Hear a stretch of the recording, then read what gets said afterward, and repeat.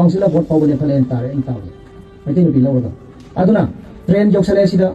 सेकमाई केंद्रदा तारेन बोपी द ट्रेन के रेलवे स्टेशन साब लोइग्रे कोंथौजम असमाइदा लेरे कोंथौजम द तनेल हुट लोइग्रे ट्रेन यौरे मालोम यौरनी सी लाइन स्वाइ लेरे हयेंग ngasa मिनाई नाइथांग कैसु लै तवसिंग सिना मणिपुर जी कंगलै पाक्सी लोइसन गिदा बनते कंगलै पाक्सी की येकनब यामी मैते जे येकनब खुदिंग लांगोइ चनग्रे हौजे कंगला तोंबिदा नेपालीना मैते जाफुराबने कंगला तोंबिदा नेपाली मचा कैसु लै तबा मखोइना मैते जाफुराबने कैसामपातगी मैते मचा अमा थंगाल बाजार द मयांगना पुराबने निंथौ खोंसाइ दसु मयांगना पेत्ताना लेरे हौजे सौसारे वोट पावबा काउंसिल वोट पावने फलेन तारे इन तावे मैते नुपी लौरगा अदुना ट्रेन जोक्सले सिदा सेकमाई केंद्रदा तारेन बोपी द ट्रेन के रेलवे स्टेशन साब लोइग्रे कोंथौजम असमाइदा लेरे कोंथौजम द तनेल हुट लोइग्रे ट्रेन यौरे मालोम यौरनी सी लाइन स्वाइ लेरे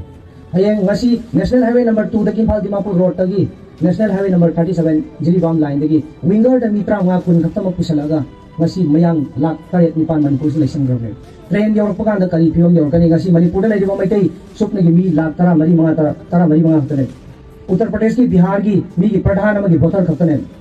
याम पिखरबा असिगुमलबा लमदम असिगुमबा फुरुप असिगुमबा लेबाक सिदा लेरिबा कोइ मितै हैबो फुरुप से ngasi एकोइना ngasi सिगी चनबी सिदा अनि थोपी नुंसिनादबी वाइथुगी कल्चर चिंथनबी सिगी फिवम द सोम लेरबा ngasi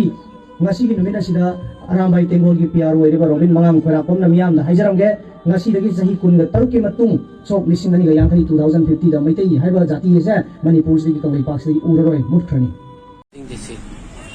सी मयांग हिंगिना मैतै बुली ख यावरमने सी मयांग हिंगिना योलिबा जांग ना पिसे आमा पानै लापंग थे तो सिदा तु कोबी थबी बोरा बोरा किली से मपान लाई लेबा सी की पोट से अखोइन मुनबा मतमदा अखोइ हायम ताखो कदम तो सिदा लै जो मोरो का बोरा बोरा खिंद्रा कोबी बोरा बोरा किली अखोइ स्वाइदे अमत नते सिदा योलिबा परमानेंट योलिबा मी सिंजे मोइदगी लौबा थे तु आले तो गाजर गासी किली जुरबा असी मपान ओइ फराइनेबा अखोइ पोथोकती खेती खतनेबा अदुना असी की पोट सिनेबा मरु ओइरिसे तो सी हो तो सी मतेक सिदा लोइ लेरे अखोइ मणिपुर की चखाव की हेडक्वार्टर ने से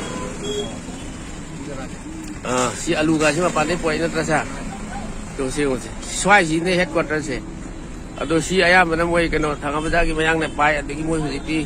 मंत्री पुकी जो अखोइ मैतैना लैबुंग मारोय खलैदि अखोइ मुस्लिम कांगुगा मोइ लोइ लौग्रबने बसे स्वाइ